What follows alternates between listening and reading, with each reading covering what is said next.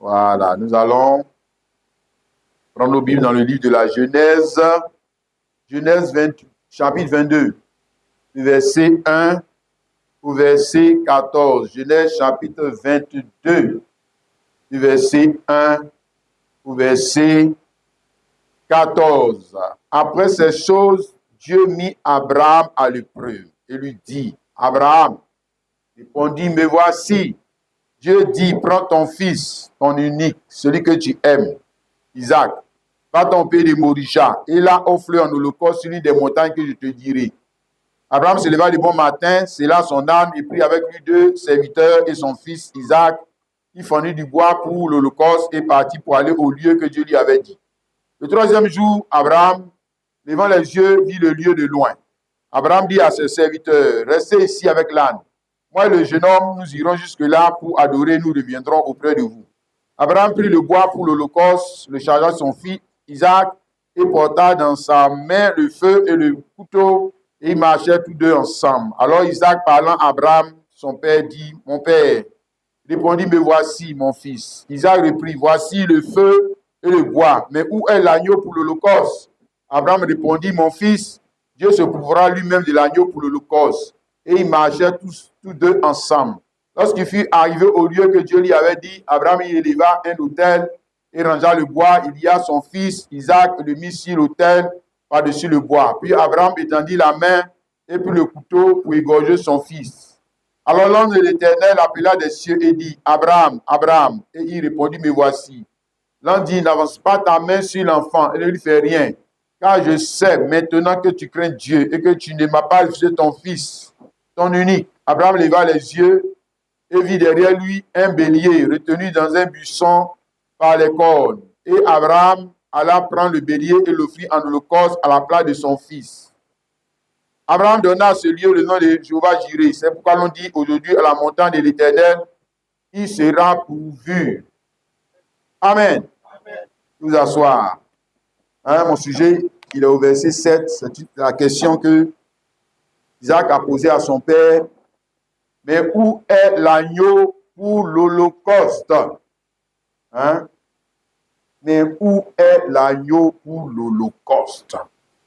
Question.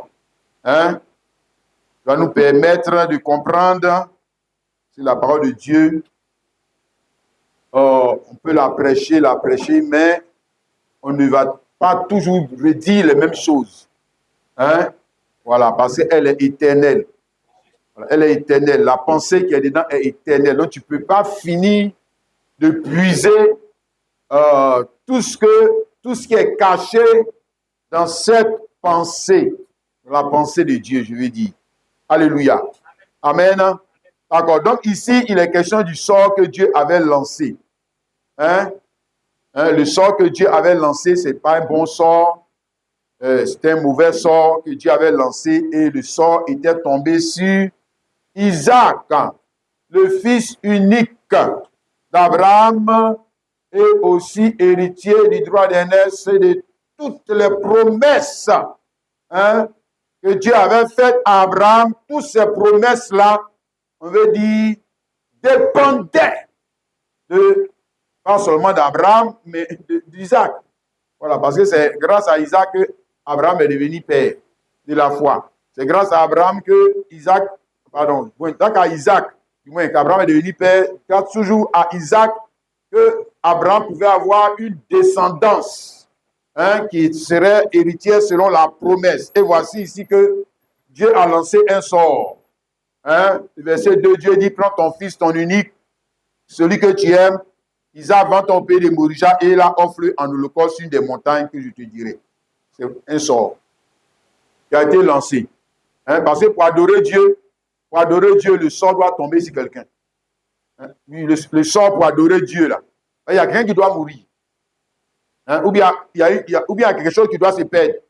Soit tu vas prendre ton argent pour l'adorer, soit tu vas prendre ton temps pour l'adorer. Parce que tu ne peux pas adorer Dieu sans sacrifier quelque chose.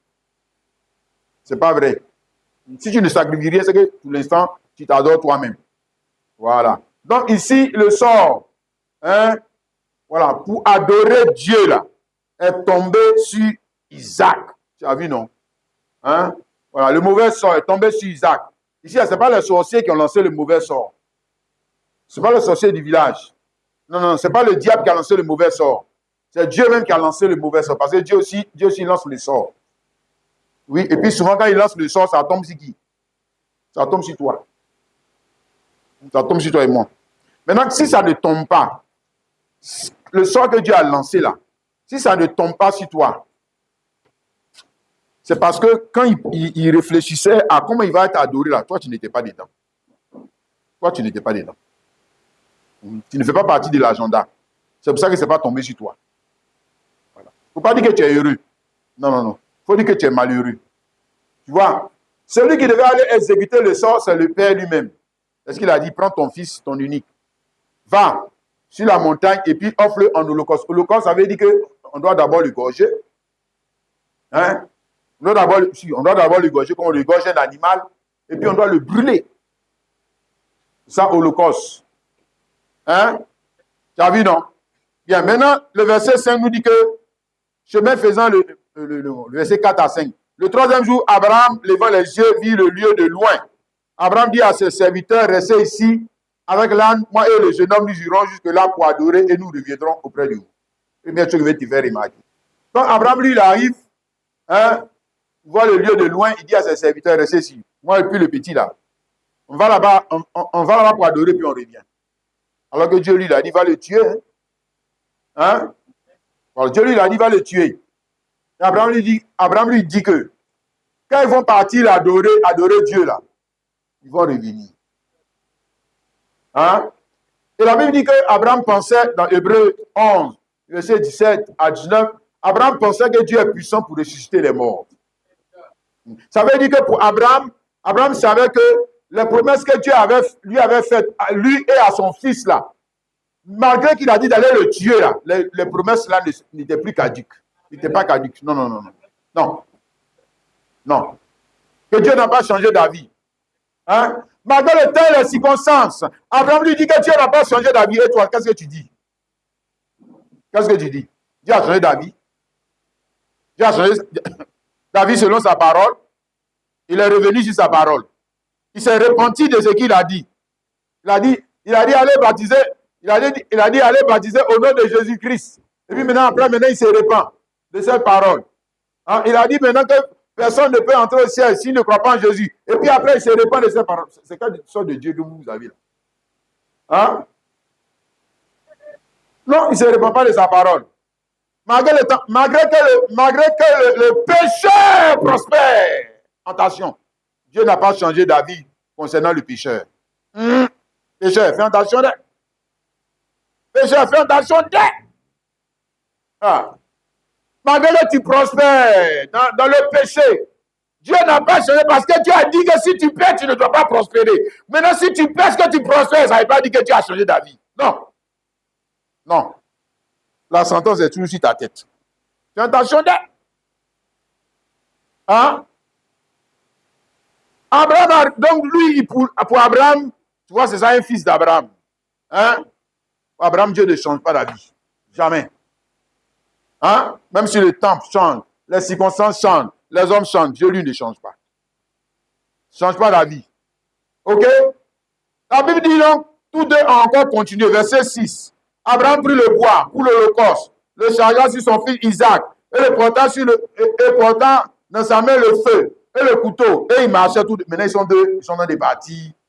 Hein? Ils sont de monter la montagne. Alors Isaac, parlant à Abraham, son père, dit, mon père. Il répondit, mais voici mon fils. Isaac reprit, voici le feu et le bois. Mais où est l'agneau pour l'holocauste? Le petit, ce n'est pas un petit. Il connaît comment on adore Dieu. Ouais. Ce n'est pas comme nous, les gens viennent chauffer les bancs dans les églises. Il sait ce que ça veut dire adorer Dieu. Oui, il sait quels sont les éléments qu'il faut pour qu'on dise que c'est holocauste. Oui, il connaît. Sinon, il ne va pas poser cette question. Si c'était quelqu'un qui était juste venu accompagner les autres, là, il va poser cette question. Pourquoi? Lui, il ne pose pas de questions.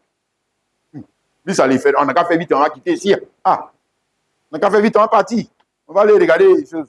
Les gens là sont en train de faire les trucs là, on va aller manger, mouton. Voilà. Voilà, lui, il s'en fout. Voilà, les affaires du père, c'est-à-dire que le petit, là, il connaissait les affaires de son père. Les affaires de son père, ça ne l'intéresse pas. Ça lui fait quoi? Ça lui fait ni chaud ni froid. Donc, il a posé la question, hein, où est l'agneau pour l'Holocauste? Parce qu'il y avait une pièce manquante. Hein? L'agneau pour l'Holocauste. Parce que l'agneau pour l'Holocauste, il a regardé la scène. Tu vois, non? Il a regardé la scène, il a vu qu'il y a le feu. On n'a plus le feu. Il a vu qu'il y a le bois. On n'a plus le bois, n'est-ce pas? Hein? Il a regardé la scène, il a vu qu'il y a quelque chose qui manque. L'agneau pour l'Holocauste. L'agneau pour l'Holocauste n'était pas encore dans la scène. Mais l'agneau pour l'Holocauste était où? Était où? Et puis il n'a pas vu. Si l'agneau pour l'Holocauste était là. Mais pourquoi il ne pouvait pas le voir? Parce que l'agneau pour l'Holocauste était encore dans la pensée de Dieu. Voilà. Sinon, c'était là. C'était là, mais lui, il ne pouvait pas voir ça. Pour l'instant, il ne pouvait pas voir. L'agneau pour l'Holocauste était encore dans la pensée de Dieu. Parce que quand même, le bélier, il est sorti. Il est sorti où vous venez dans la scène. Voilà. Hein? Voilà. Bélier, là, c'est agneau qui est devenu adulte. Ça, on appelle bélier. Ça, on appelle bélier. Il était agneau, puis il devient adulte. On l'appelle bélier. Maintenant, là, il change de nom. Là, il est devenu garçon, il est devenu bien, fort. C'est le reproducteur. Hein? Voilà. Donc, l'agneau pour l'Holocauste, en ce temps-là, l'agneau pour l'Holocauste était encore dans la pensée de celui qui a dit, va offrir ton fils en sacrifice. Tu as vu, non? Oui. Ouais, tu n'as pas me dit qu'il a bricolé. Que Dieu a bricolé ou bien Dieu a improvisé. Quand ils sont arrivés là-bas, puis Dieu a improvisé qu'il faut prendre le bélier. Non. Non. Hein? Donc, le plan pour sauver Isaac et Abraham du sort que lui-même il a lancé là, du sort que lui-même il a lancé là, le plan était encore dans sa tête. Caché. Donc, eux, ils ne savent pas. Ils ne connaissent pas. La seule, ils connaissent une partie du plan. La partie du plan qu'ils connaissent, c'est ce qui est mauvais là. C'est ce qui est mauvais là. Oui, le sort qu'on a jeté là, ça c'est mauvais. Ça, c'est mauvais. C'est ce qu'ils connaissent. Hein? Voilà. Donc, ils ne connaissent pas l'autre partie. Ils ne connaissent pas l'autre partie du plan. Mais Abraham, lui, il se disait que même si on arrive là-bas, on tue le petit, Dieu va le ressusciter. Lui, c'est ça qui est dans sa tête. Que lui va revenir à son enfant. Hein? Même s'il ne connaissait pas tous les aboutissants, hein, du plan de Dieu, du plan de la rédemption pour la vie de son fils, Isaac et de lui-même, parce que ce n'est pas seulement Isaac qui a été sauvé, mais lui-même, Abraham aussi a été sauvé parce que les promesses là résidaient sur Isaac. Si on tue Isaac, c'est que lui, il est fini. Il est fini dans le film. Hein? Mais seulement la première chose, l'agneau était où? Hein? L'agneau était caché. Il était caché en Dieu, dans la pensée de Dieu. Le plan pour la rédemption de Isaac et d'Abraham était caché dans la pensée de Dieu avant même qu'il leur dise « Allez sur la montagne pour le tuer ». Il avait un plan. Ok? C'est la même chose avec toi et moi. Ici, Éphésiens chapitre 1, le verset 3 à 6. Non, Éphésiens chapitre 1, le verset 3 à 6. Il a dit, béni soit Dieu, le Père de notre Seigneur Jésus-Christ, qui nous a bénis de toutes sortes de bénédictions spirituelles dans les lieux célestes. En lui, Dieu nous a élus avant la fondation du monde. Dieu aussi avait un. Pour qui? Pour toi. Voilà. C'est ça. Avant même que ton papa et ta maman ne se croisent, Dieu avait un plan. Il avait déjà un plan. Il avait concocté un plan. Il avait concocté un plan pour ton salut, par rapport à quoi? Aux situations que tu allais connaître. Il avait déjà un plan. Comment il va faire pour que tu sortes de cette situation? Il avait déjà un plan. Là, c'est pour toi, pour eux, là, pour Abraham, et puis Isaac, ça c'est dans le temps. Ça c'est dans le temps. Or, pour nous, là, c'était avant le temps. Avant le temps. Quand il a commencé à créer son agenda. Hein? En lui, Dieu nous a élus avant la fondation du monde pour que nous soyons saints et irrépréhensibles devant lui. Nous ayons prédestinés dans son amour à être ses enfants d'adoption par Jésus-Christ, selon le bon plaisir de sa volonté. Verset 9. Nous faisons connaître le mystère de sa volonté, selon le bienveillant dessein qu'il avait formé en lui-même. Pour le mettre à exécution lorsque le temps sera accompli de réunir toutes choses en Christ. Donc, il y a un temps où il allait mettre ce plan à exécution. Hein? C'est la même chose. L'idée qui est ici, là, ça, c'est, on va dire quoi? C'est l'ombre. Hein? Ça, c'est l'ombre. Voilà. Donc, ils s'en vont à Abraham se met pour exécuter l'ordre de Dieu. Mais dans l'ordre de Dieu qui sera exécuté, il y a quelque chose qui lui est caché, c'est-à-dire le salut d'Isaac et lui-même. Ça, il ne connaît pas. Ça, il ne connaît pas. Hein? Comment ils vont s'en sortir là? Lui ne sait pas. Mais lui, il obéit. Alléluia. Amen. Alléluia. C'est pareil aussi, la Bible dit que c'est pareil pour toi et moi. Avant la fondation du monde, Dieu avait déjà concocté un plan. Hein? Pour nous sortir des situations les plus difficiles, notamment le sort qu'il allait lancer. Hein, le sort, la mort, c'est un sort. Hein, la loi, c'est un sort. Les situations qui t'arrivent là, ce sont des sorts. Oui. C'est ça qui t'arrive. C'est ce que Dieu a dit là, qui va t'arriver. Maintenant, comment tu vas t'en sortir là? Lui aussi là, ça c'est caché. Ça est en lui. Alléluia. Donc, quand nous regardons ici l'image de notre rédemption, hein, nous voyons que Dieu n'avait pas seulement lancé le sort sur Isaac et Abraham, mais il avait aussi préparé un moyen de les sortir de cette situation. Et il y avait un seul moyen pour qu'ils sortent de cette situation, pour que Dieu soit glorifié et puis eux, ils soient glorifiés. Hein? Le seul moyen, c'était lequel? Ils devaient obéir. Même si l'obéissance, ils devaient obéir à la voix de Dieu. Même si l'obéissance, là, le conduit à la mort, obéis. Obéis. Ils devaient obéir. Quand il a dit, prends ton fils, ton unique, va l'offrir en sacrifice, obéis. Obéis. Ouais. Ça c'est le... Dieu avait un moyen pour qu'ils échappent. Ok? Ce n'était pas, ils vont fuir. Arriver là-bas et puis il dit, mon fils, on n'a qu'à fuir. Ah, oui, ça aussi, c'est aussi, ils sont sauvés. S'ils fuient aussi, ils sont sauvés. S'ils sont sauvés. Voilà. Oui, tout ça c'est sauvé, non? Ah, sauvé. Si je sais que si j'obéis, j'aurai problème. Je ne fais pas, je n'aurai pas de problème. Donc, je suis sauvé. Voilà. Ça aussi, tu t'es sauvé. Voilà. Mais tu n'étais pas sauvé selon la voie prévue par Dieu. Tu as mal parlé la parole. Parce qu'on a dit épreuve. Hein? Épreuve, ça veut dire qu'il faut donner réponse. Oui. On dit mis à l'épreuve. Épreuve de maths, épreuve physique, épreuve ceci. Mais donne la réponse. Donne la réponse. La réponse est laquelle pour toi? Il faut que je fuis. Voilà, c'est ta réponse, non? Fuis, prends ta misérable vie et puis fuis. Et fuis.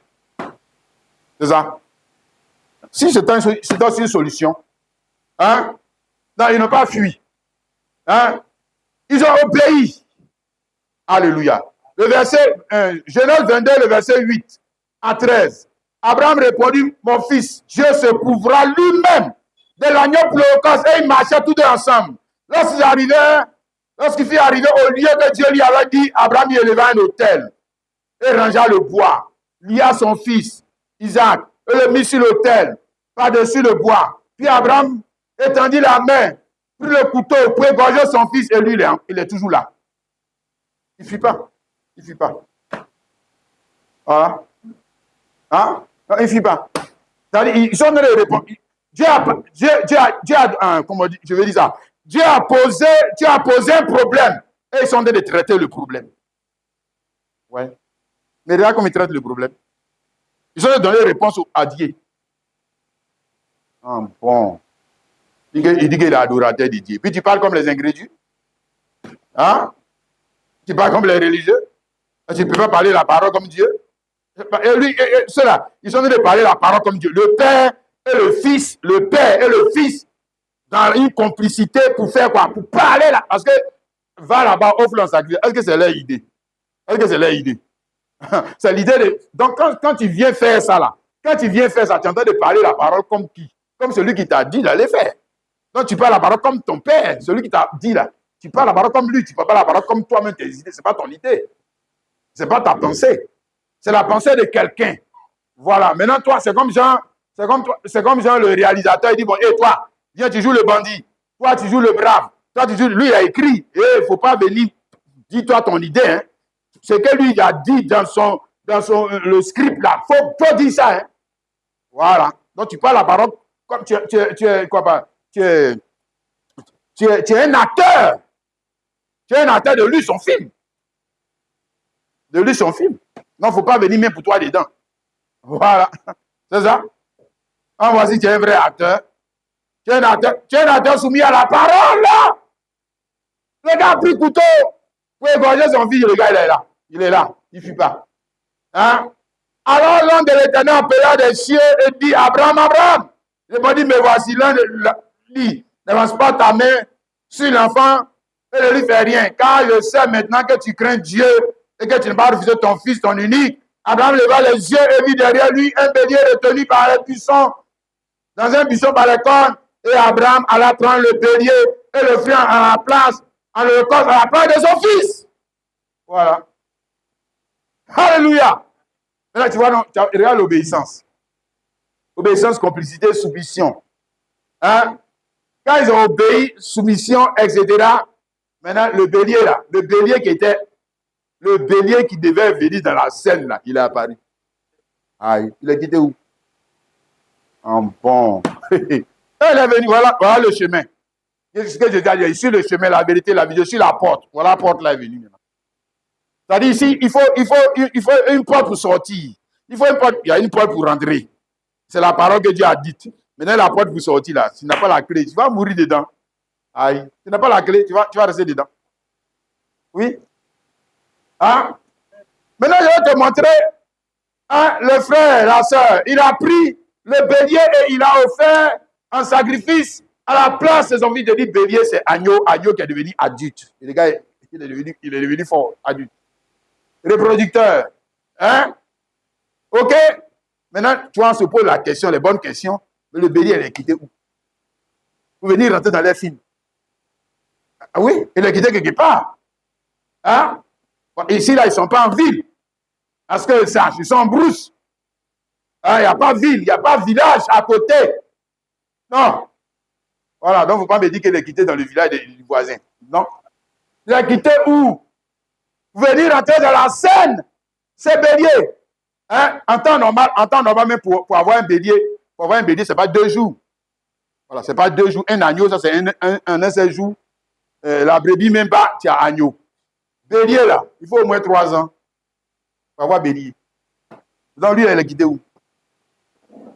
Ah, oui, on va dire agneau. Lui, il a dit agneau. Dieu a donné bélier. Mais c'est toujours agneau. Mais un agneau adulte. Un agneau adulte. Il est quitté où? Mais il était où? Je t'ai dit, il était dans la pensée de Dieu, non? Quand Dieu avait parlé, si il était dans la pensée de Dieu, ce bélier-là, lui, il était dans la pensée de Dieu, du Créateur. Hein? Alléluia. Maintenant, le Créateur a parlé. Il est sorti de Dieu. Le bélier, il n'est pas sorti d'une brebis. En temps normal, il doit sortir d'une brebis. Ça, c'est ça qui est traditionnel. Mais lui là, il n'est pas sorti de brebis. Il ne faut pas nous mentir. Hein. Voilà. Il est sorti de celui qui a donné l'épreuve. Oui. C'est comme le premier bélier, le premier cheval, le premier lion. Le premier, lui, il est sorti d'où? Il est sorti de qui?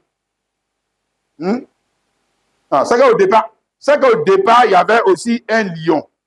Il y avait le lion original. Le lion, celui qui est l'idée lion. Un lion sort de lion. Oui, monsieur, homme sort de homme. Donc au départ, ça veut dire qu'au départ, celui qui était au départ, là, lui, il était tout ceux qui sont sortis là, il était tout ça. Voilà. C'est ce que ça veut dire. Parce qu'en temps normal, c'est lion sort de lion, homme sort de homme, singe sort de singe, etc. Il sort. Maintenant, ici, là, lui, là, bélier, là, c'est que s'il est sorti de Dieu, c'est que Dieu même, il est qui? C'est que Dieu, il est qui? Allez, normalement, il est un reproducteur. Il est un reproducteur. Hein? Voilà, il est bélier. Lui-même, bélier, il est reproducteur. Maintenant, qui l'a reproduit? C'est que c'est un autre bélier. Voilà.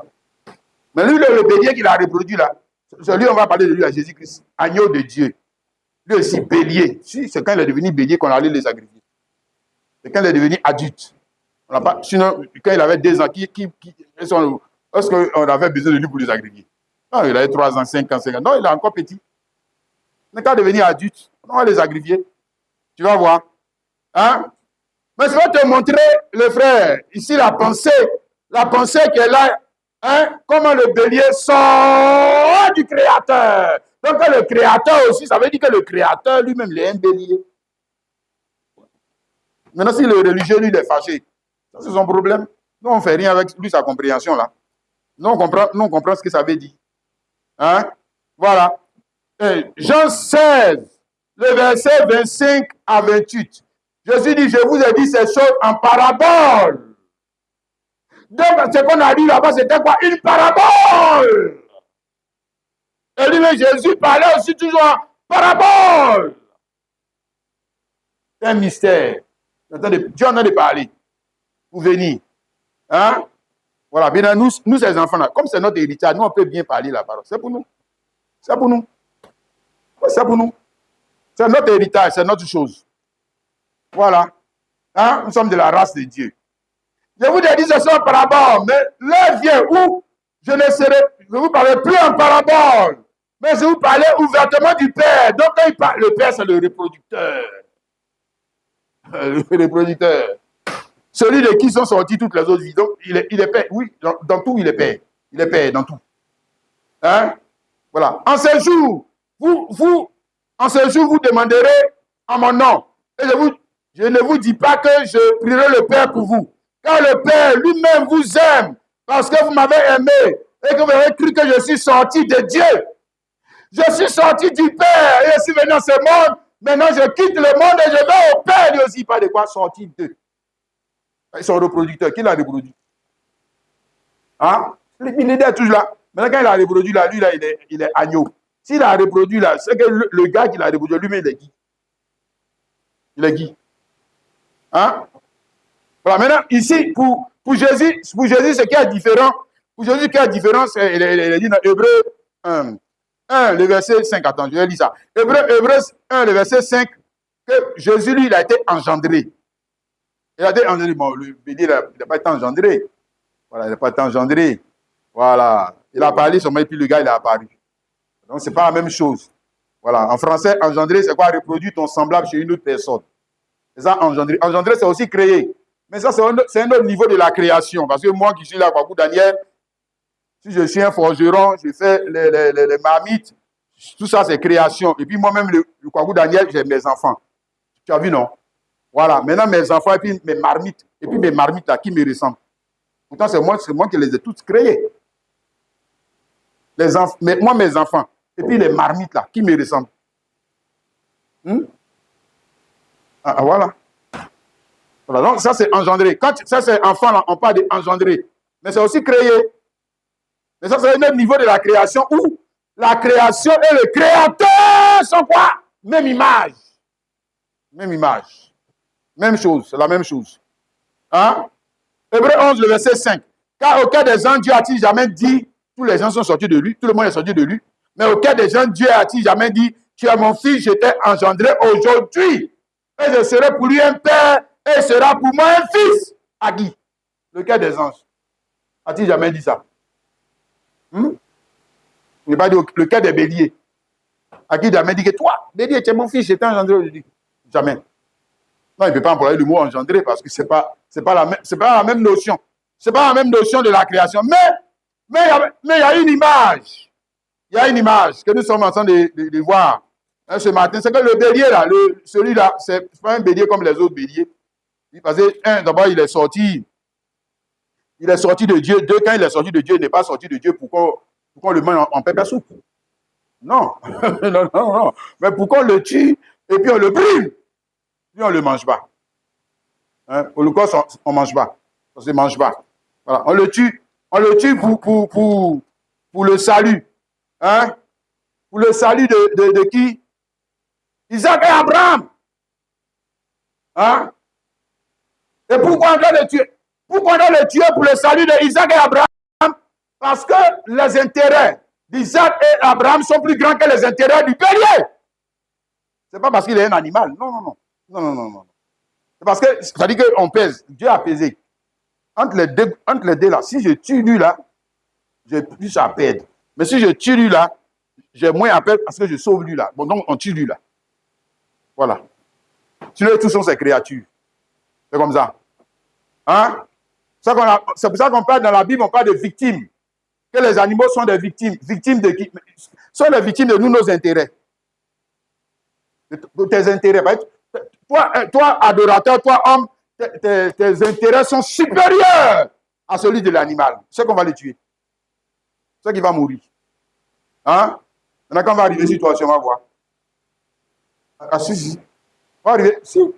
Cette parole qui a été parlée, Dieu n'est pas injuste. Dieu n'est pas injuste. Il a parlé la parole ici.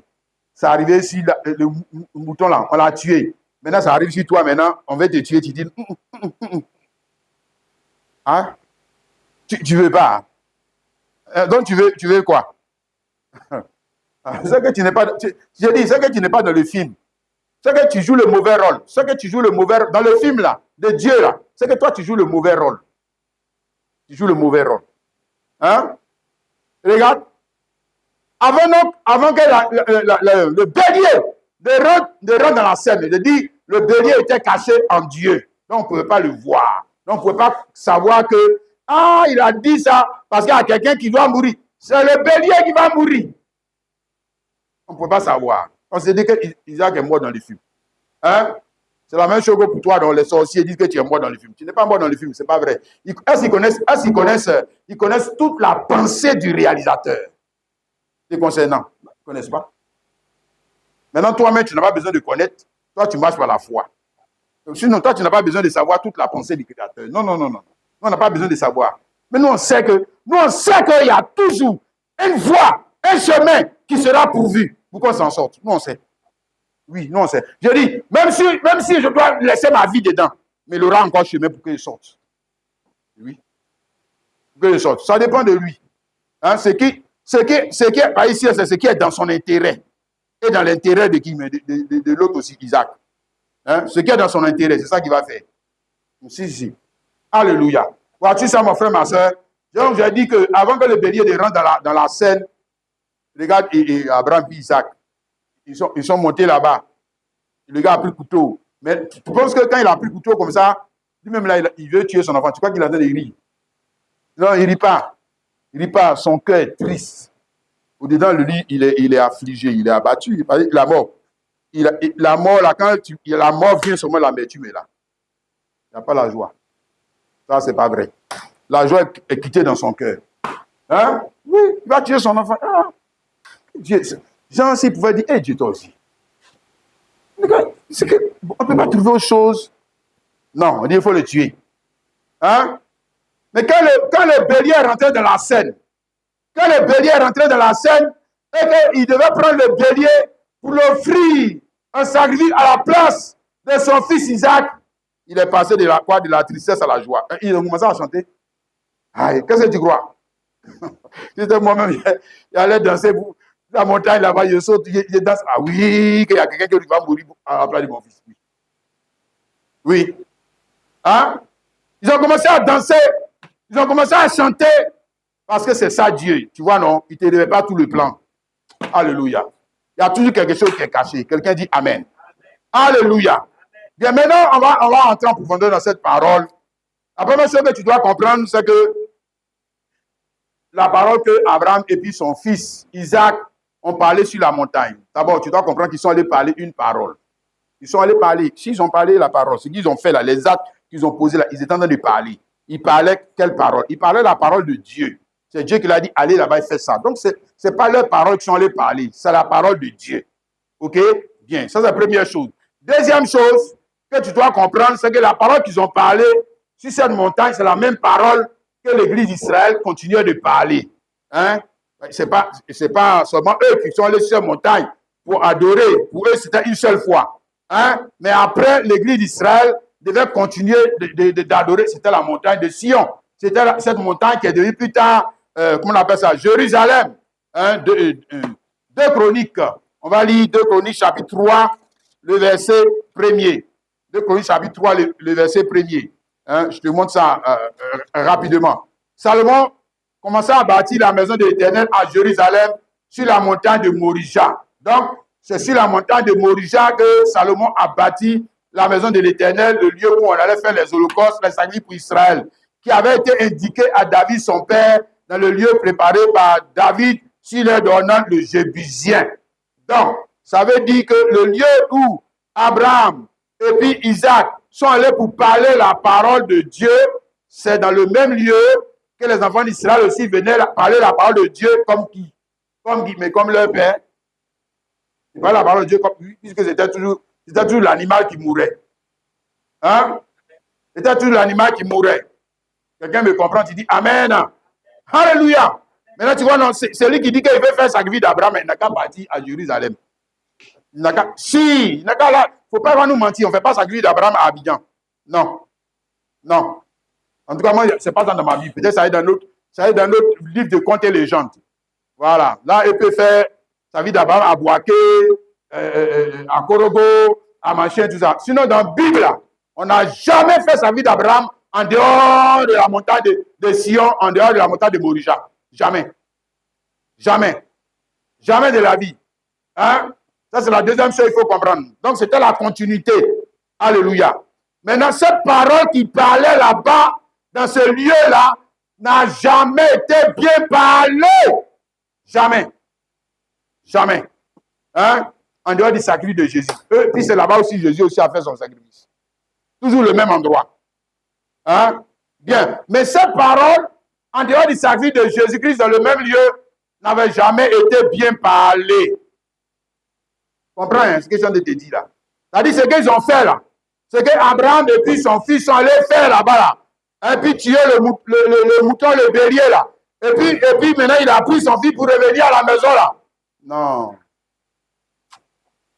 Ça ressemble. Ça ressemble à ça, mais il y a des parties où ce n'est pas ça. Hein? Non, pour ne pas dire que ce n'est même pas ça. C'est pas ça. Parole mal parlée. Pourquoi parole mal parlée?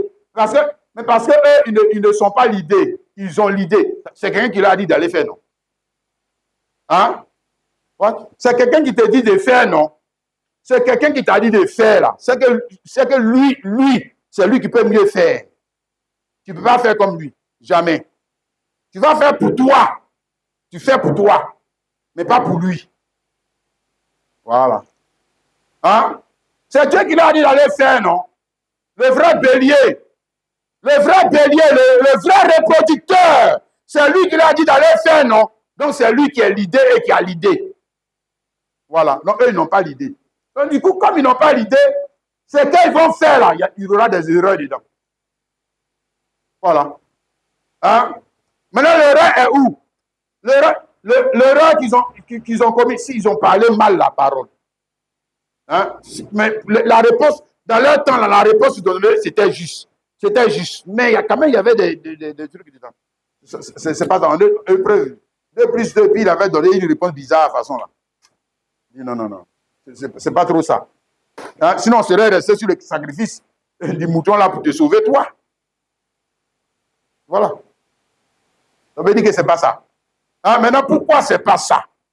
Parce que quand ils sont allés là-bas, pour aller faire le sacrifice, si la parole était bien parlée, qui devait mourir? Qui devait mourir? Là, je laisse maintenant pour voir si vous me suivez bien. Qui devait mourir? Si la parole est bien parlée, qui doit mourir? Hein? Voilà. Ce n'est pas le bélier, c'est Isaac. Ah bon. Ah, pourquoi tu ne mets pas? Ah, Dieu a dit, Dieu ment pas.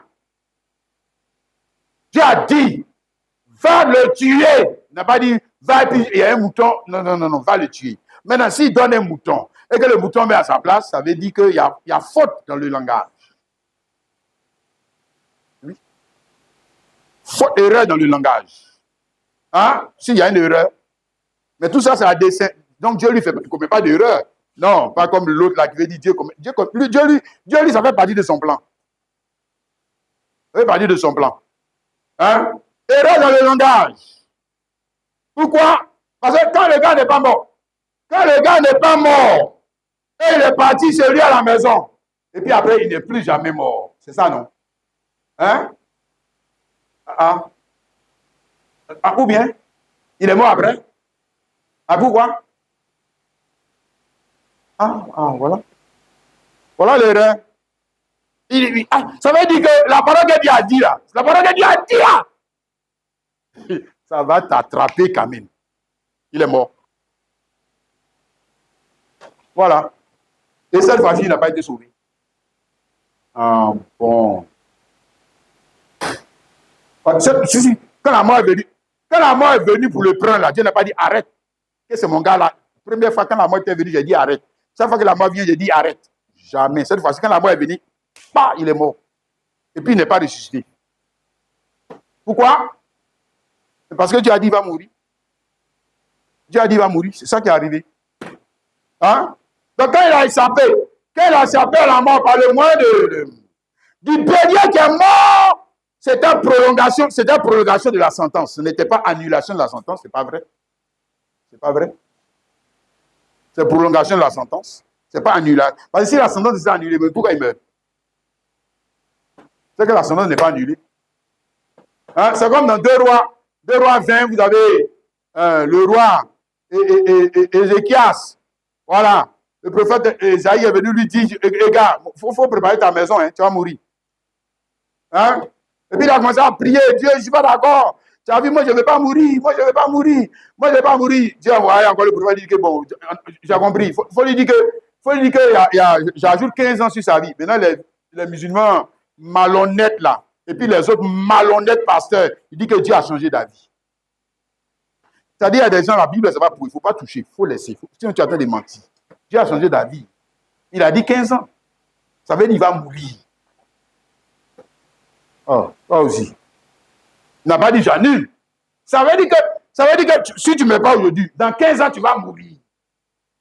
Tu vas mourir. Voilà. Ça ne veut pas dire que tu ne mets pas. Ce n'est pas vrai.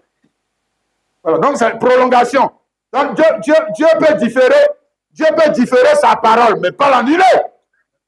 Jamais. Sinon, dans ce cas, c'est qu'il est menteur.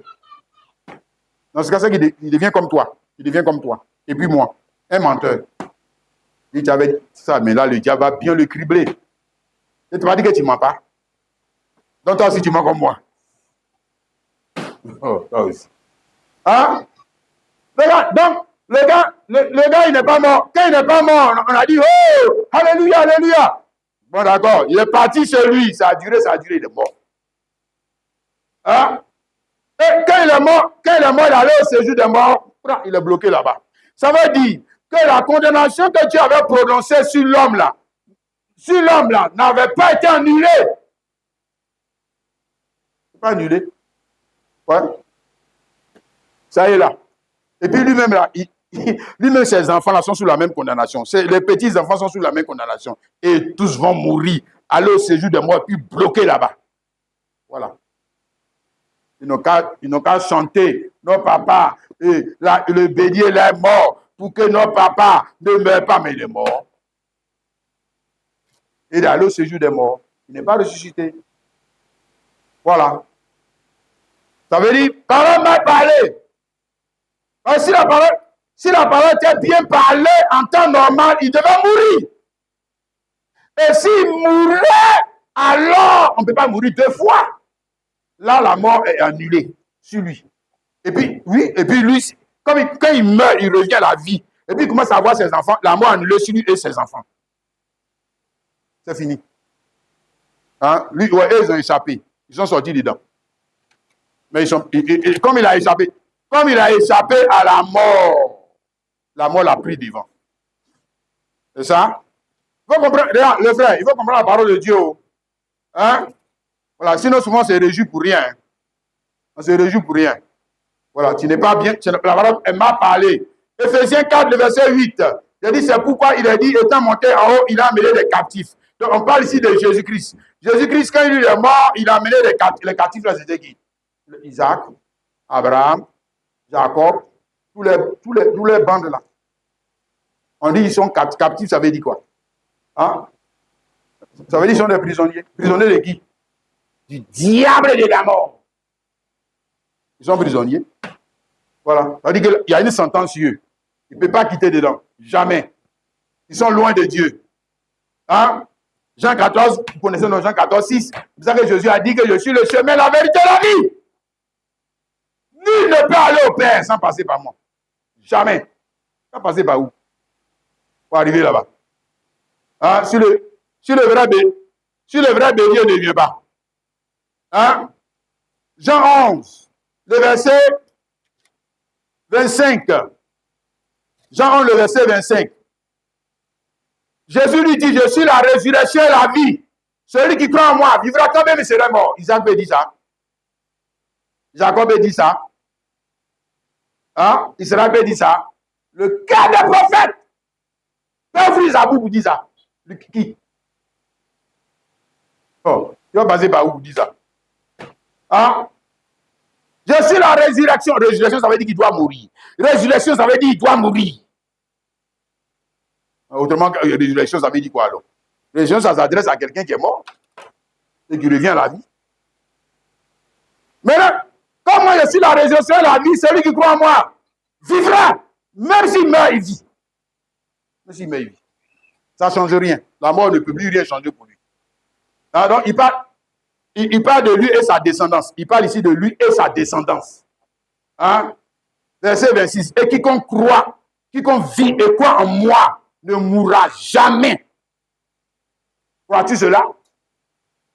Et le bandit musulman a dit que Dieu dit qu'il ne meurt jamais. Mais il a même vu dans sa Bible que Jésus a dit aussi à ceux qui croient en lui qui ne meurent jamais. Lui n'a jamais vu ça dans sa Bible. Parce que Dieu ne meurt pas. Dieu a dit, je suis Dieu, je ne meurs pas. Mais Jésus dit, il n'a pas dit lui, il dit celui qui croit aussi en lui ne meurt pas. Voilà. Il faut comprendre la Bible là. Je dis, il faut laisser, ce n'est pas pour toi. Il faut laisser. Sinon, tu vas te casser, ta tête va te faire mal. Hein? Jésus a dit ça. Il ne meurt pas. Ça veut dire, il ne meurt pas, ça veut dire quoi? Ça veut dire qu'il est délivré de la mort. Hein? Alors que le gars est vivant. Et que bientôt on va aller aussi l'enterrer. Ça veut dire qu'il ne meurt pas. Comment ça, il ne meurt pas? De quel mort tu parles? Voilà. De quel mort tu parles? Il ne meurt pas. Il ne meurt pas comme le diable. Il ne meurt pas comme le premier Adam. Il ne meurt pas comme les sorciers. Non, il ne meurt pas comme ces gens-là. Il meurt comme qui? Jésus-Christ. Mais Jésus est mort, il est revenu à la vie, non? Voilà, c'est qu'il lui meurt comme Jésus. Voilà. Il va mourir comme Jésus. Il meurt par la foi. Alléluia. Est-ce que tu vois ça, mon frère, ma soeur? Amen. Ce que nous sommes en train de voir. Hein? Donc, le bélier qui était dans la pensée de Dieu, quand il a été manifesté dans la scène, il a sauvé la vie d'Isaac et Abraham. Mais ce bélier-là, sa mort n'était pas la parole bien parlée. Non. Hein? Mais celui qui l'a reproduit même là, lui aussi c'est un bélier. Voilà. Maintenant, il faut que lui rentre dans la scène. C'est bélier qui reproduit bélier. Ouais. Celui qui l'a reproduit, il faut que c'est lui qui l'a pensé. Celui qui est l'idée elle-même, la pensée elle-même, doit devenir quoi? Visible. C'est ça qui nous a montré dans l'affaire des béliers là. Bélier, c'était d'abord une pensée, et puis après, c'est devenu visible, tangible, parce que nous qui sommes dans le monde, comment on va dire quoi, physique là, hein, tant que la chose ne rentre pas dans le monde physique, ça nous est d'aucune utilité. Oui. Tant que c'est pensé. Et puis ça ne vient pas dans le monde naturel. C'est zéro. Ce que tu es en train de faire là, c'est zéro. Hein? Voilà. C'est pour ça que ça commence, quand tu vas commencer quelque chose, c'est toujours une pensée. Non, j'ai la pensée de vendre des oranges, j'ai la pensée de faire ceci, j'ai la pensée. Mais après là, il faut que ça vienne dans le monde naturel. Hein? Il faut que ça vienne dans le monde naturel. Voilà. C'est là que ces pensées qui étaient peut-être une voiture, qui était peut-être une moto, qui était peut-être Internet, qui était peut-être Facebook, qui était... D'abord, c'était une pensée. Et puis maintenant, ça vient dans le monde naturel. Quand ça rentre dans le monde naturel, maintenant, c'est utile aux hommes qui sont dans le monde naturel. De la même manière, Dieu ne peut pas rester esprit et puis nous être utile. Jamais. Jamais. Ça ne sert à rien. Un Dieu esprit. Nous, on fait quoi avec lui là? Hein? Il est toujours esprit. Nous, on fait quoi avec lui? Il ne devient pas le pain de vie. Il ne devient pas l'eau de vie. Il devient pain de vie. Ça veut dire qu'il devient matière. Ça veut dire qu'il devient matière. Voilà. Voilà. Là, beaucoup Daniel, lui, il peut manger maintenant, puis être rassasié. Ah oui. Parce que si l'esprit, il est pour les anges là-bas seulement. Ça ne nous concerne pas. Ça ne nous concerne pas. Voilà. Non, mais non, il doit descendre. Ça veut dire que l'idée elle-même, la pensée elle-même doit devenir tangible. C'est-à-dire qu'elle doit devenir matière. Elle doit devenir matière. L'idée de bélier et puis agneau, là, il doit devenir physique. Ça doit devenir physique. Véritablement physique. Hein? C'est ça qu'il essaie d'expliquer ici dans Jean 1, le verset 14. Et la parole a été faite chair. Et la parole a été faite. Donc la parole était apparemment pensée. Idée. Hein? Maintenant, elle quitte le domaine invisible pour devenir visible. OK? Et quand elle quitte le domaine invisible pour devenir visible, et ça qu'il a dit, elle est habitée parmi nous, pleine de grâce et de vérité. Et donc, contempler sa gloire comme la gloire. Contempler sa gloire, une gloire comme la gloire du Fils unique venu du Père. On va dire qu'il est sorti du Père. Hein? On a dit Dieu sort de Dieu. Oui. Dieu sortant de Dieu. Voilà. Dieu esprit. Dieu esprit. Hein? Maintenant, sort de lui. Un être physique. Une image. Image, c'est ce qu'on peut voir, toucher. Hein? Oui. C'est vrai. Le verset 17. Quand la loi était donnée par Moïse, la grâce et la vérité sont venues par Jésus-Christ qui est Dieu qui est Dieu qui est devenu tangible, physique. Physique. Voilà votre agneau. Il est devenu physique maintenant. Hein? Maintenant, la grâce et la vérité. Donc, il va venir. Donc, nous étions là-bas en train de parler de l'homme. Maintenant, la vérité. Vérité ou véritable. On va te montrer maintenant, la chose vient sous sa forme, sous sa vraie forme. La chose vient sous sa vraie forme maintenant. Hein? Et quand elle vient sous sa vraie forme, Jean 1, 29, il dit, le lendemain, il vit Jésus venant à lui et il dit, voici l'agneau de Dieu qui ôte le péché du monde. Voilà. Le voici. L'agneau, ce gars-là, celui-là, c'est de lui qui est sorti le bélier qui est là-bas, là, de l'autre côté là. Ouais, c'est de lui qui est sorti. C'est de lui que tout est sorti. C'est de lui que tout est sorti. Hein? C'est celui dont j'ai dit, après moi vient un homme qui m'a précédé. Il est en train d'expliquer. Le gars qui est là, ce gars-là, il existait avant moi. Hein? Je ne le connaissais pas. Mais afin qu'il fût manifesté à Israël que je suis venu baptiser d'eau. Jean dit certainement, j'ai vu l'esprit descendre sur lui comme une colombe et s'arrêter sur lui. Je ne le connaissais pas. Mais celui qui m'a envoyé baptiser d'eau, celui-là m'a dit, celui-ci qui tu verras l'esprit descendre et s'arrêter, c'est celui qui baptise du Saint-Esprit. Donc, si baptise du Saint-Esprit, mais c'est que lui-même le dit. C'est qu'il est le Saint-Esprit. Voilà. Donc, l'invisible est devenu visible. Voilà. Hein? On a vu ça avec le bélier invisible. C'est pour ça que le gars a posé la question, mais où est l'agneau pour l'Holocauste? Il ne faut pas le voir puisqu'il était dans le monde invisible. Il était dans l'éternité, dans le monde invisible, dans le monde des esprits. OK? Maintenant, quand ils ont obéi, maintenant, puis on dit que regarde derrière toi. Il y a quelqu'un qui est là-bas. Quand il a regardé derrière, il a vu un bélier. Il dit, ah, tu t'es quitté où? Vous venez dans la scène là. Lui n'était pas vu au début. Hein? Voilà. Il est dans la scène. Il est sorti de Dieu. Alléluia. Et il a été immolé, sacrifié, mais là-bas. Mais même quand il a été sacrifié là, il y avait encore un mystère qui était caché derrière. Il y a encore quelque chose qui est caché derrière encore. Ah. Parce qu'il y a derrière le voici ici. Il est venu. Hein? Voici l'agneau de Dieu qui ôte le péché du monde. C'est-à-dire la condamnation qui est sur tous les hommes. La condamnation. Hein? Il y avait une condamnation sur tous les hommes que Dieu avait prononcée. C'est ça qu'on a vu en type avec Isaac. Donc, Isaac représentait les enfants de Dieu. Hein? Galates 4, le verset 28. Isaac était une représentation. Galates 4, 28. Hein? Je dis ça pour toi. Voilà. Pour vous, frères comme Isaac, vous êtes enfants de la promesse. On dit vous, comme Isaac. Donc, Isaac était une représentation de qui? Vous. Vous. Hein? Vous là. Vous là. Nous là, il y avait une malédiction sur nous. Qui a été prononcée par qui? Mais Dieu. Dieu. Quand il a donné la loi, de Moïse, c'était une malédiction qu'il a jetée sur nous. Dieu lui-même jette une malédiction. Oui. On a vu ça avec Isaac. On n'a pas dit que ce n'est pas vrai. Si, c'est vrai. Dieu a fait ça. Hein? Colossiens 2, le verset 14. Il a effacé là dont les ordonnances nous condamnaient et qui subsistaient contre nous. Il a détruit en le clouant à la croix.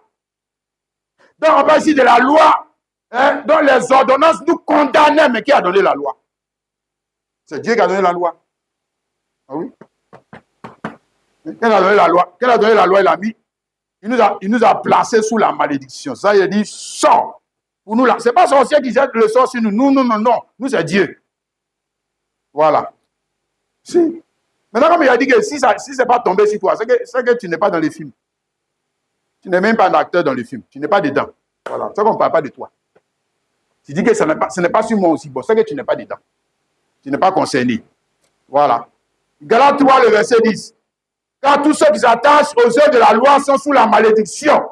Car il est écrit maudit. Et quiconque ne sait pas tout ce qui est écrit dans le livre de la loi, et ne le met pas en pratique. Et pourtant, c'est Dieu qui a donné la loi. Pas pour sauver. Dieu n'a jamais donné la loi pour sauver quelqu'un. Hein? Et pour mettre l'homme sous la malédiction. Voilà. Il n'est qu'à d'abord sous la malédiction. Ouais? C'est ça? C'est pour ça que Jésus ne pouvait pas venir en premier. Hein? La femme a dit à mon épouse, il y a un pasteur là qui disait que non. Les Osiris, là, ils sont plus grands que Jésus puisqu'ils sont venus en premier. Mais Jésus ne peut pas venir en premier. Le médecin ne vient pas en premier, c'est la maladie d'abord. C'est le mal qui vient d'abord. Donc si ton Osiris, là, il était avant Jésus, c'est qu'il est le mal. C'est qu'il est le mal. Le médecin, lui, vient en dernier. Il ne vient pas en premier. Non. Voilà. C'est ça. Donc, il ne peut pas venir en premier et dire que Adam est plus grand que lui. Mais comment lui, il vient pour guérir. Comment il peut venir en premier s'il n'y a pas de malade? Il ne peut pas venir en premier. Il vient d'abord après que les gens soient malades. Il vient d'abord après que les gens soient sous la malédiction. Maintenant, la malédiction, qui va les mettre sous la malédiction? Mais il faut que c'est lui-même qui les mette sous la malédiction. Mais c'est lui le créateur, non. Ce n'est pas son film. Ah, ce n'est pas son sujet d'adoration qu'il est en train de créer. Ce n'est pas lui le créateur. Est-ce que c'est toi? Maintenant, tu dis que c'est le diable. Quel diable? Le diable va voir quoi là-dedans? Est-ce que lui, c'est lui qui crie? Ce n'est pas le diable. C'est lui. Il est en train de créer son sujet d'adoration. Il est en train de créer des adorateurs qui vont l'adorer en esprit et en vérité. Voilà. C'est ça. Hein? Romains 3, le verset 19 à 20. Or, nous savons que tout ce qui dit la loi, elle le dit à tous ceux qui sont sous la loi, afin que tout bouche soit fermé et que tout le monde soit devenu coupable devant Dieu. Voilà. Il les a verrouillés. Il n'a pas dit, il nous a tous verrouillés. Hein?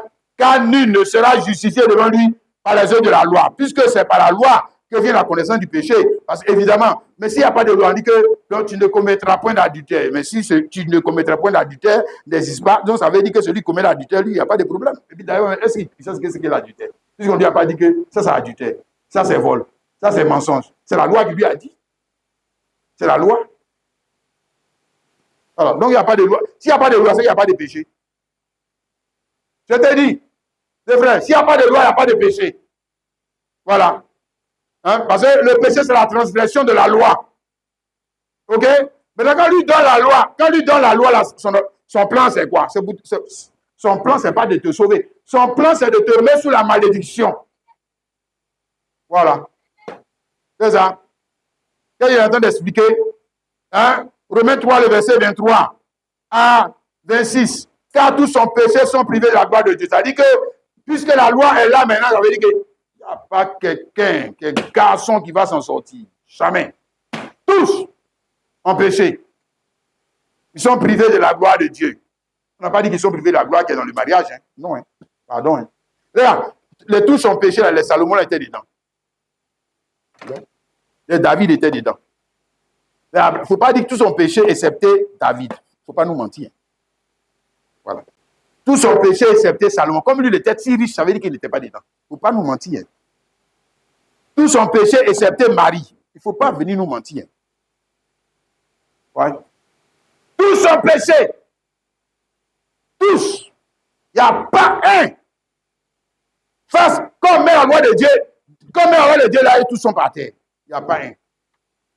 Hein? Ouais. Ils sont privés de la gloire de Dieu et ils méritent quoi? Mais ils méritent de mourir. Voilà.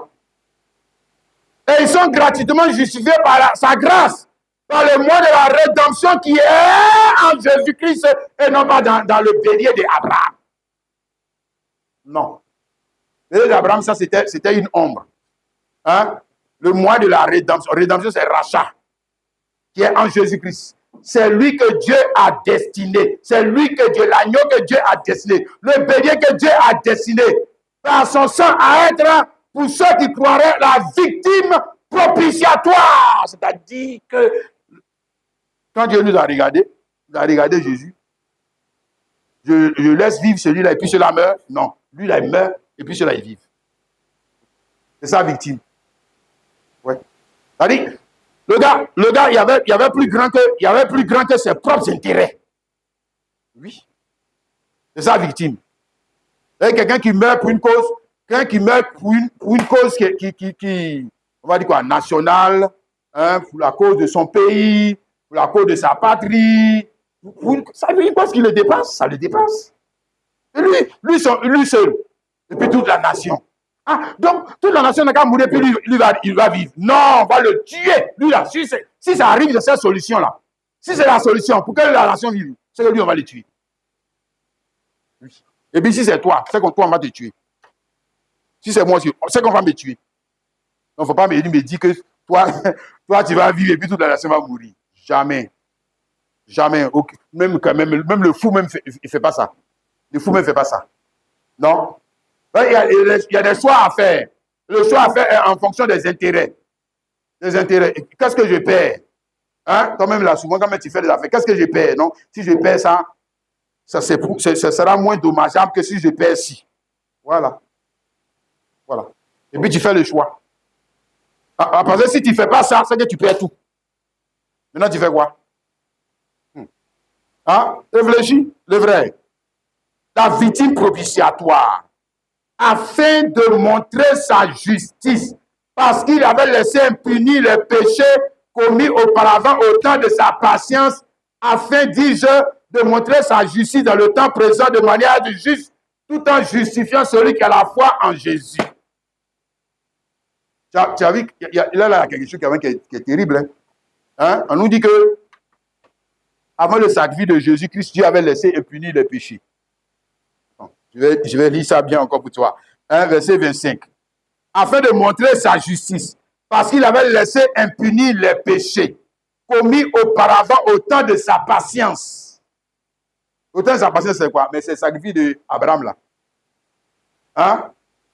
Voilà. Et puis lui, il dit que c'était l'impunité. Hein? Ah, tu as vu, non? Ça dit tant que c'est sacrifice de mouton. Tant que ça vit de mouton, pour que l'homme soit sauvé, c'est impunité. C'est impunité. Parce que qui doit mourir? Mais c'est toi qui dois mourir. C'est l'homme qui doit mourir. Ce n'est pas mouton. Voilà. Donc, tant que c'est comme ça, le péché n'est pas puni à sa juste valeur. C'est ce que ça veut dire. Hein? Dieu avait donné dans l'ancienne loi, Dieu donnait des pardons. Quand il dit dans l'ancienne alliance, je te pardonne. Comme tu as fait le sacrifice, je pardonne. Mais c'était pardon de quoi? Impunité. Je peux pardonner, mais c'est impunité. C'est impunité. Voilà. Maintenant, si ça restait sur ça, là, forcez le gars qu'on a pardonné d'impunité, là, c'est qu'il va mourir devant là-bas. C'est qu'il va mourir. Parce que Dieu n'est pas injuste. Ouais. C'est ça que nous sommes en train d'essayer de te faire voir. Est-ce que tu vois ça, le frère et la sœur? Alléluia. Amen. Donc, je parle ici du sort qui est tombé sur tous les hommes. Hein, la loi. Hein, pour que, c'était à dessein. Hein, pour que le seul moyen pour vous et moi d'être sauvés de la loi, c'est même pas seulement péché. Frère, faites attention. Nous ne cherchons pas seulement à sauver du péché, mais de la loi. La loi. La loi de Dieu qui nous condamnait. Hein? Voilà. Le seul moyen, c'est quoi? La foi en qui? Mais le sacrifice de Jésus. Mais cette fois-ci, on parle de qui? De l'idée elle-même, du véritable bélier. L'idée elle-même.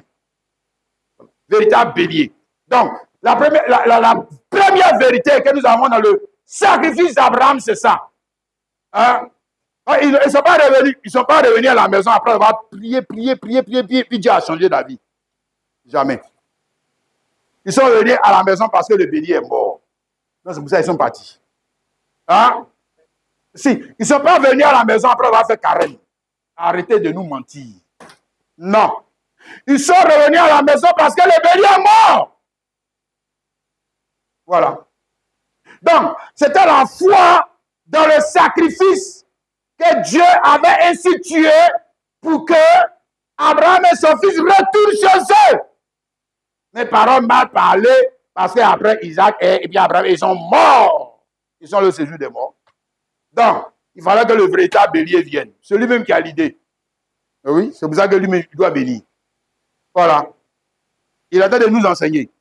Deuxième vérité que nous avons dans le sacrifice que Abraham et puis Isaac ont fait sur le mont Moriah, c'est la complicité, hein, et la soumission du fils.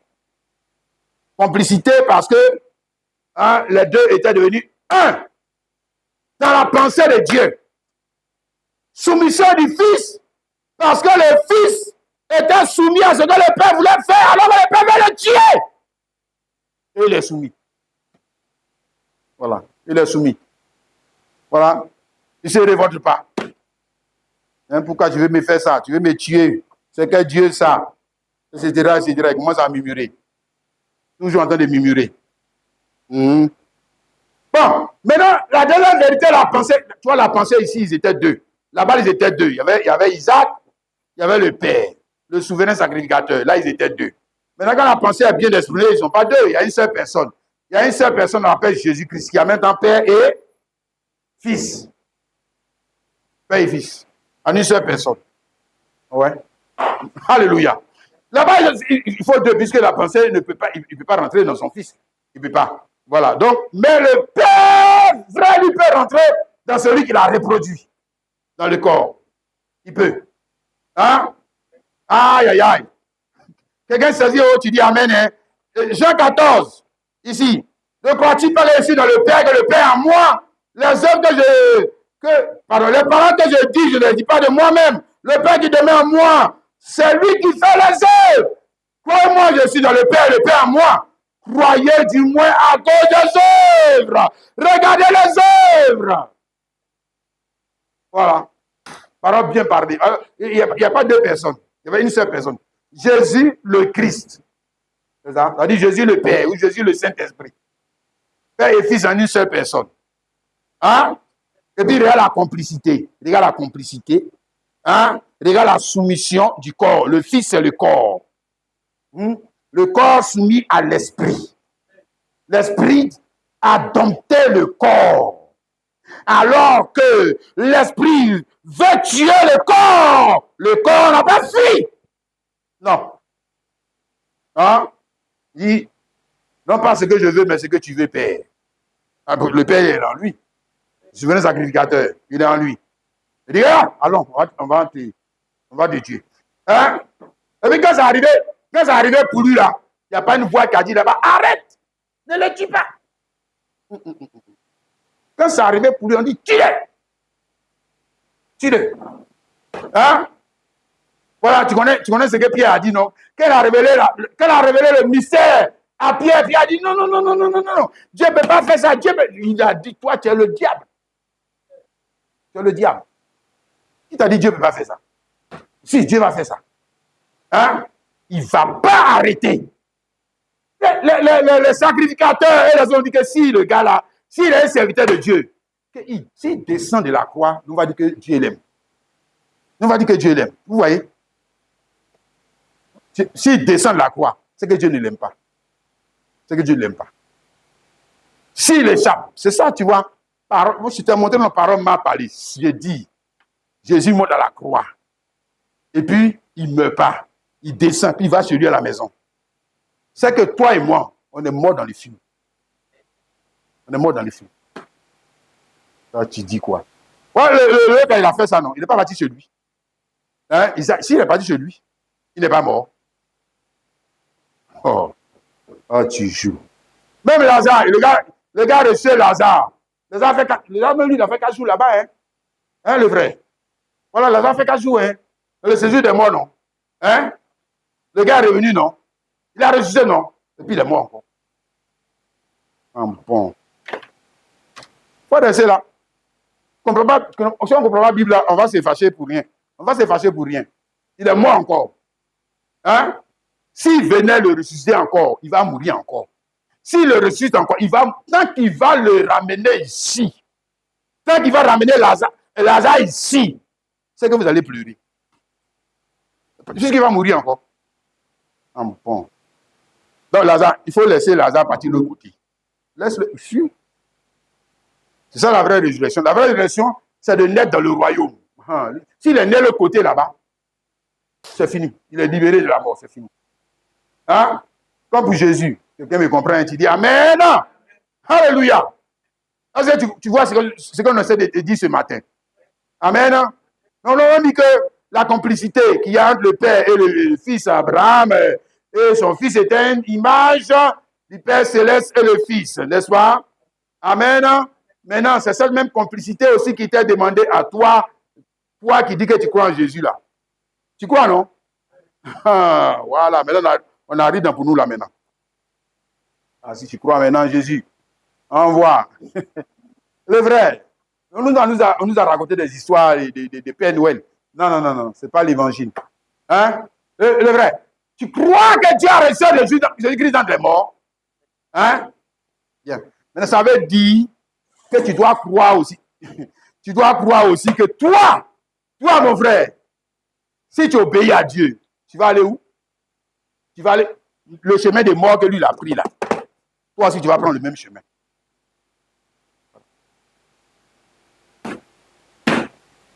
Autrement, si tu ne prends pas le même chemin, c'est que tu n'obéis pas. Voilà. C'est que tu es un rusé, un malin qui vient t'asseoir dans l'église. Mais quand il s'agit de mourir, tu évites. Il s'agit de mourir, tu évites. Il s'agit de mourir, tu évites. Tu évites. Non, tu ne veux pas mourir. Tu veux vivre. Tu veux rester ici, non? Voilà. Reste. Hein? Moi, je te parle. Hein? De la complicité, parce que l'esprit de Christ dans un homme doit le conduire où? Où? On a vu avec Abraham et puis son fils.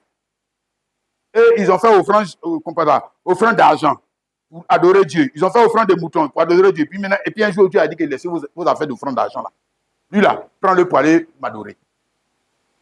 Hein? Mais qui les conduisait? C'était l'Esprit de Dieu. C'est l'Esprit de Dieu. Hein? Oui. Maintenant, le même esprit va venir entrer en toi, tu vois. Il rentre en toi, tu vois, et puis maintenant, il veut pas te conduire là, dans le même endroit. C'est vrai. Ou bien on t'a mal présenté l'évangile, ou bien c'est que toi-même tu es un rebelle. Sinon, c'est que tu es un rebelle. Romains 8, le verset 14. Car tous ceux qui sont conduits par l'Esprit de Dieu sont fils de Dieu. Tous ceux qui sont conduits en avion, le premier né, notre papa, Jésus-Christ. Quand l'Esprit est venu en lui, il a conduit où? Dans la mort. Et là, il devait croire qu'il allait ressusciter. Si, il devait croire. Hein? Il devait croire que s'il obéissait à la parole, même jusqu'à la mort, il allait ressusciter. Hein? Bien. Maintenant, on nous dit ici que tous ceux qui sont conduits par l'esprit, donc ils doivent être conduits de la même manière. On n'a pas dit tous ceux qui parlent la langue d'air, tous ceux qui savent les démons. Donc, ils doivent être conduits de la même manière. Hein? Vous n'avez pas reçu un esprit de servitude pour être encore dans la servitude, mais vous avez reçu un esprit d'adoption, par lequel nous crions Abba Père. Donc, le Père et le Fils, voici ça encore. Le Père et le Fils, ça doit faire un chrétien. Ça veut dire qu'il a l'esprit de Dieu et puis il a un corps. C'est un chrétien. Le Père et le Fils en une seule image. Voilà. Et puis on recommence le film. Hein? Voilà. L'Esprit lui-même rentre dans notre esprit que nous sommes enfants de Dieu. Or, si nous sommes enfants de Dieu, nous sommes aussi héritiers. Héritiers de Dieu et co-héritiers de Christ. Si toutefois nous souffrons avec lui, afin d'être glorifiés avec lui. Donc, ça veut dire que si le sort tombe sur moi, si le sort tombe sur moi, aussi, ça va me conduire. L'Esprit va me conduire. Me conduire où? Me conduire à parler la parole comme Jésus, c'est-à-dire la mort et la résurrection. Oui. Me conduire à parler la même parole. A conduit Abraham et puis les gens là où? Ils sont allés parler la parole. Ils sont allés parler la parole de Dieu. Voilà. C'est ça la vraie adoration. Réussir à parler la parole comme Dieu. On a donné épreuve. Donne la réponse comme Dieu. Ils ont donné la réponse. Donc, ils ont parlé la parole. Maintenant, c'est venu sur le vrai fils. Lui, c'est la vie pour lui. Parce qu'il avait la foi que s'il meurt, il ressuscite. Il ressuscite. Hein? OK? Amen. Maintenant, toi, est-ce que toi aussi tu crois en ta résurrection? Parce que pour que tu acceptes de mourir, il faut croire que tu vas ressusciter. Tu crois en ta résurrection? Je ne parle pas de la résurrection de Jésus-Christ. Ça, c'est de l'histoire, c'est passé. Ça, c'est passé. Pour ça, aujourd'hui, bientôt, les Paquinous, les Manciens, tout ça, il est ressuscité. Ça, c'est la tradition. Je parle de toi. Crois-tu que le même esprit qui a conduit Jésus à la croix là, est venu encore pour te conduire aussi à la croix? Bon, maintenant, est-ce que tu crois en ta résurrection? Tu crois que même si le pire t'arrivait, c'est-à-dire que le pire, c'est quoi? C'est la mort. Le pire, c'est la mort. Voilà. Maintenant, si le pire même t'arrivait, la mort, est-ce que tu crois que tu vas ressusciter? Parce que si tu ne crois pas que tu vas ressusciter, là, j'ai dit, quand tu vas voir le problème venir à cause de l'obéissance, tu vas fuir. Tu vas fuir. Quoi? On va dire pourquoi? Moi, je vais mourir pourquoi? Même on va dire que ton argent, on va dire que ton temps, on va dire que ça, même si c'est difficile même à perdre ça, à plus forte raison ta vie. Si c'est difficile à perdre ton argent, si c'est difficile à perdre ton temps, si c'est difficile à perdre tes programmes pour tes propres intérêts, si c'est difficile à perdre, et puis on va dire ta vie. Mais là, tu vas fuir. Tu vas fuir. Comment? C'est parce que tu ne crois pas. Aïe. C'est-à-dire que si tu obéis à la parole, tu vas perdre plutôt que de gagner. Voilà. Ça, c'est les incrédules. Les gens des Paquinous, là. C'est eux. Voilà. Ils sont dans la Pâque traditionnelle. Dans la Pâque traditionnelle. Est-ce que lui peut aller sur le mont Morija pour parler la parole? Jamais. Jamais. Il ne peut pas faire ça. Donc lui, il se contente de la fête. Ce côté fête là, ce côté fête de ça que lui il a pris. De la Pâque. Non, c'est pas ça. C'est pas ça. Moi, je te parle pas de la foi, c'est facile de dire que j'ai la foi que Jésus est ressuscité. Tous les bandits disent ça dans leur bouche. Tu crois que Jésus est ressuscité? Non. Celui qui a ressuscité Jésus là, tu crois qu'il peut te ressusciter aussi? C'est de ça il s'agit. C'est de ça il s'agit. Est-ce que tu crois qu'il peut te ressusciter aussi? Même si le pire arrivait. Hein? Parce que quand tu vas obéir à la parole de Dieu, là, ça ne va pas tout t'emmener dans le bonheur. Ça va t'emmener dans des angoisses. Si, dans la tribulation, dans la tristesse, dans l'amertume, Mais ça, c'est quoi? C'est la mort. Parce que ça, en fait, ça t'emmène là où tu ne veux pas aller. C'est tes intérêts maintenant qui sont en jeu. Qui sont en jeu. C'est pour ça que tu es triste. C'est pour ça que tu es triste. C'est pour ça que tu es affligé. Mais la mort, c'est quoi? La mort, c'est quoi? La mort, c'est l'amertume. La mort, c'est... Est-ce que David, déjà, bon, moi, est-ce que tu souhaitais que le gars meure? Bon, la mort, quand on dit mort, là, ça veut dire qu'il y a l'amertume, il y a la tristesse, il n'y a pas la joie. Il y a l'angoisse. Voilà. Hein? Mais le péché aussi produit ça. Le péché, si le péché aussi produit ça, un enfant de Dieu qui est dans le péché, il y a la tristesse, il y a l'angoisse, il y a la crainte. Bon, ça c'est pour l'incrédule. Mais non, pas pour Jésus.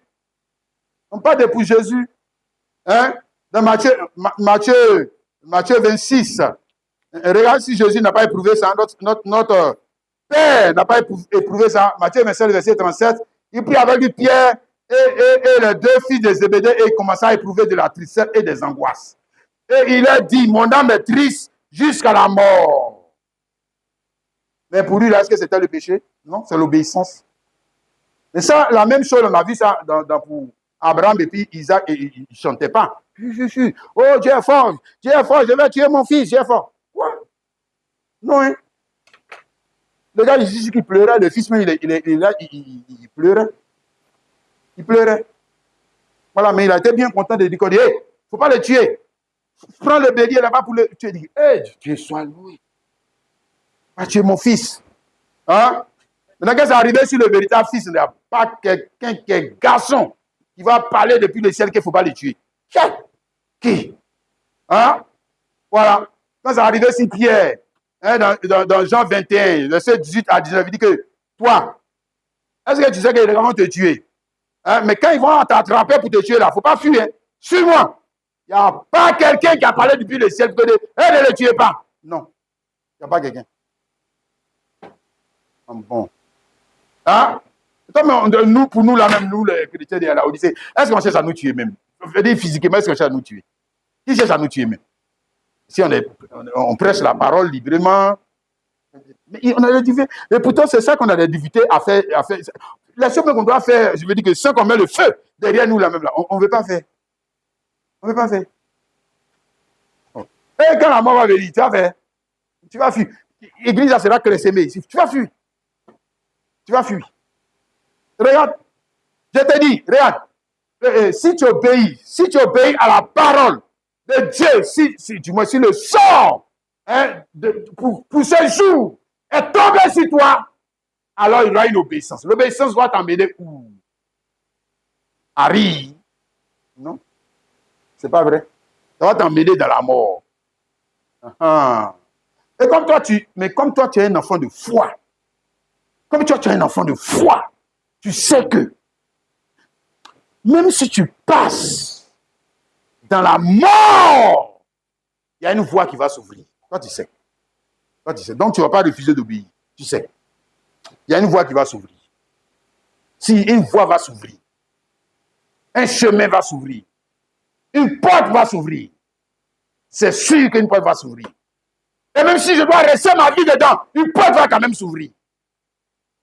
Un chemin va s'ouvrir. Exactement. Comme pour Abraham et puis Isaac.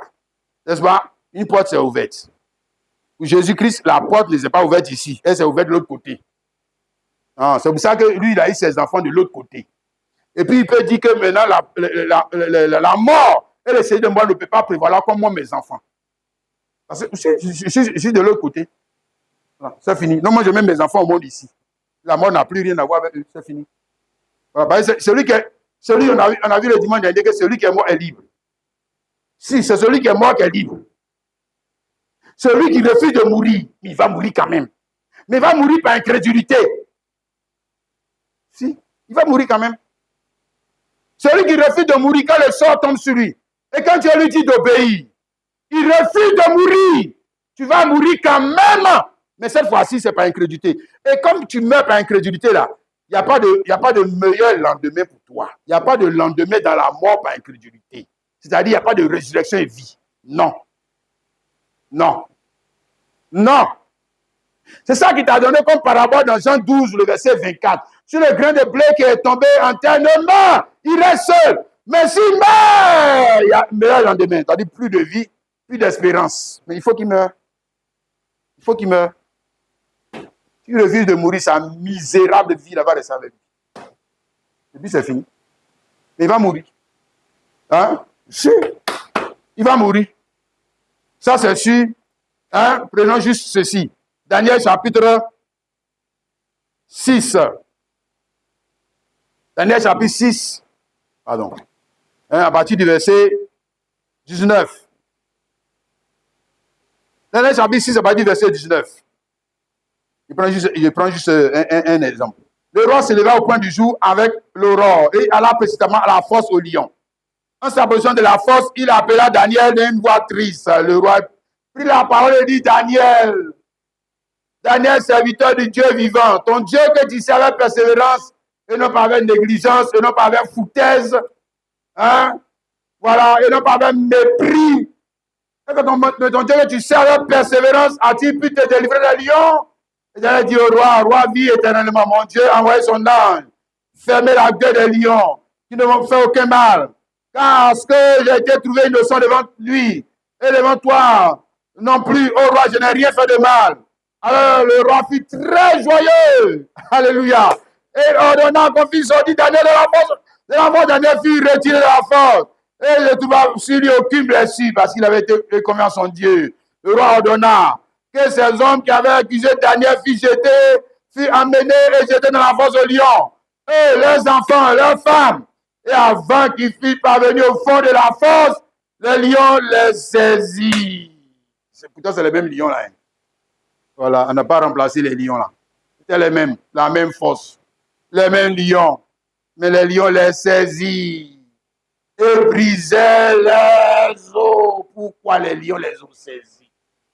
Et ils ont brisé les os. Parce qu'ils sont rentrés dans la fosse aux lions par incrédulité et non par la foi. Daniel, lui, c'est la foi qui l'a mené là-bas. Oui, c'est toute la différence. Hein? Ouais. Quelle la foi? C'est la foi qui l'a mené dans cette situation. C'est Dieu qui l'a mené dans cette situation. Ce n'est pas lui-même. C'est Dieu. C'est Dieu.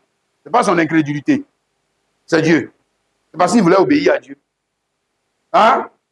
Non, ça veut dire qu'en d'autres termes, lui, il était déjà mort. Si. Vous Daniel, il est mort. Si, il est mort. Pour adorer Dieu, il était déjà mort. OK? Maintenant, quand on l'a mis dans la fosse au lion, ce n'est pas l'incrédulité qu'il a mis là-bas, c'est la foi en Dieu. Il a mis là-bas, qui a fait qu'il s'est retrouvé là-bas. N'est-ce pas?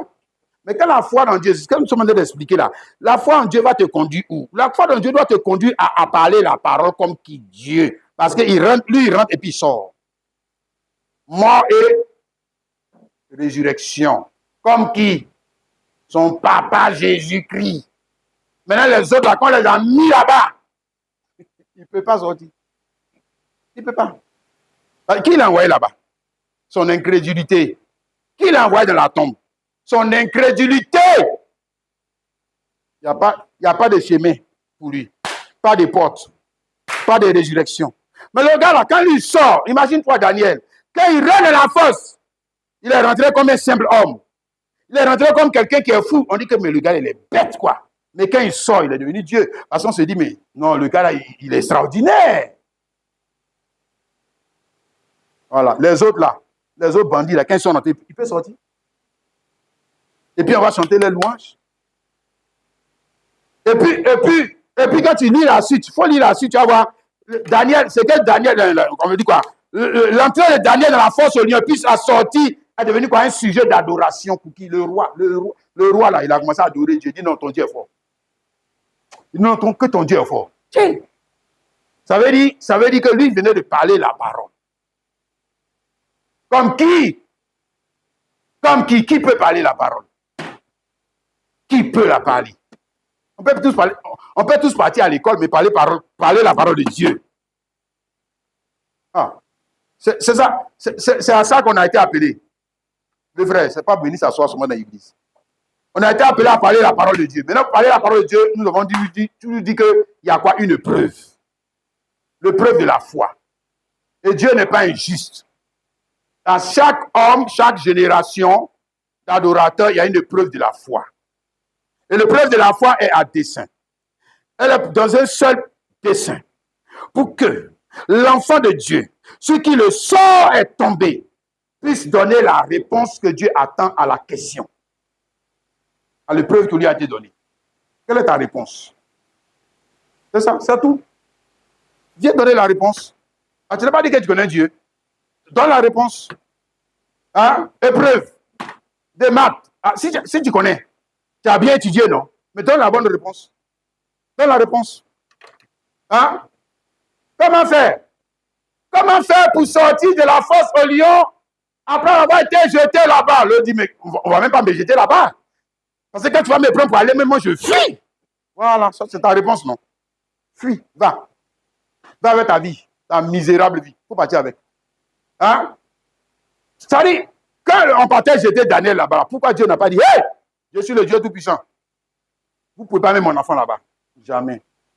Il ne fait pas ça. Il ne fera pas ça. Tu vas rentrer là-bas.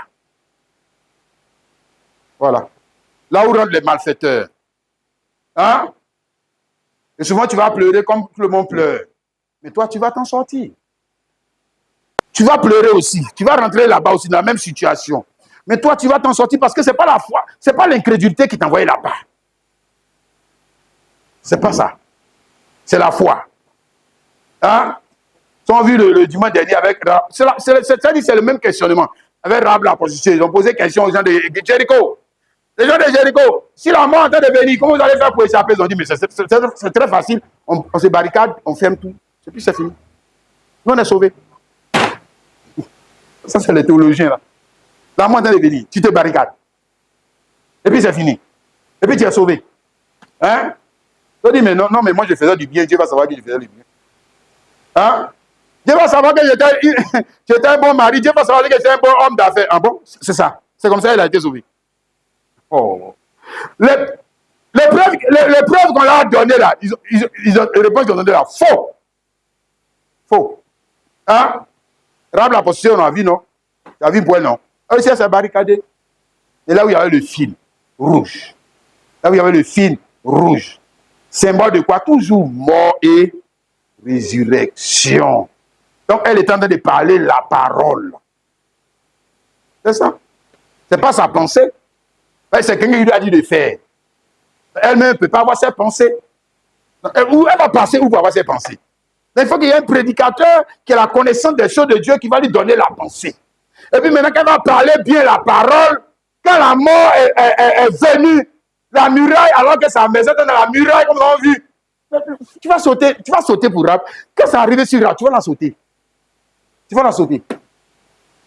Pourquoi? Parce qu'elle est en Christ. Elle est déjà morte. Alléluia. Ah, les frères et la sœur, que Dieu nous aide. Amen.